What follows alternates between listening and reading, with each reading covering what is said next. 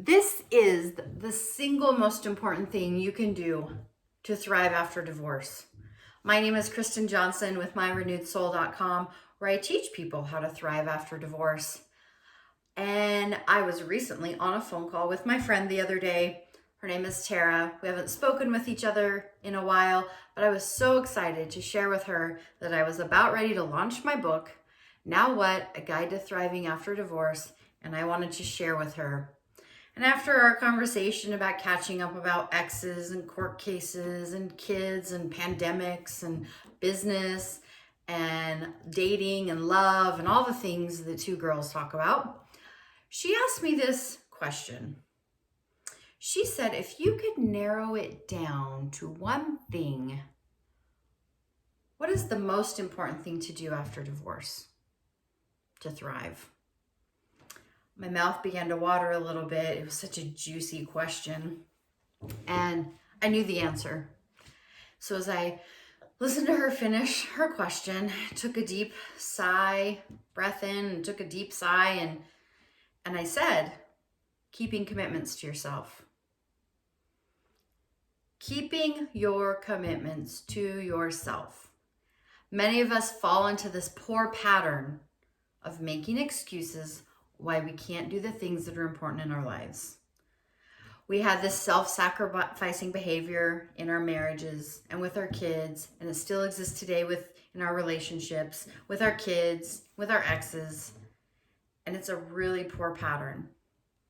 We put our needs on the back burner for others, and we wonder why when 10 years down the road, we feel depleted. Stop doing this.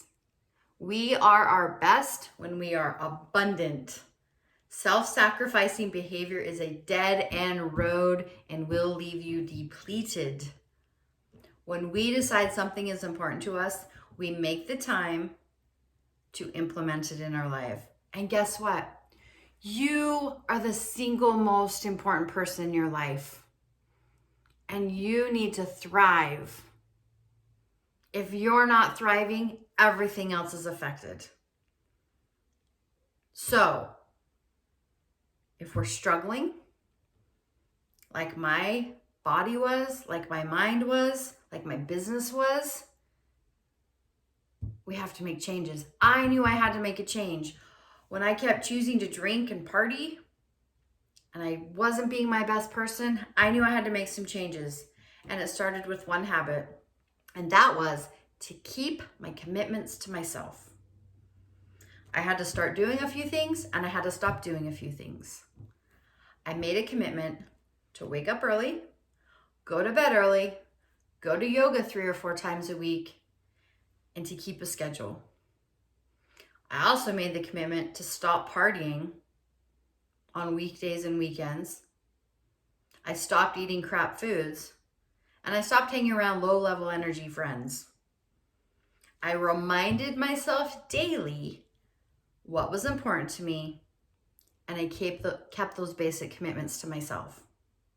Then I did it the next day, and the next day, and the next week, and the next month, and year, and here I am. That transformed my life. The biggest, most important factor in changing your life and thriving after divorce is to keep your commitments to yourself every day. So what do you need to thrive? What 3 things do you need to start doing? What 3 things do you need to stop doing right now? And keep your commitments to yourself. Can you do that?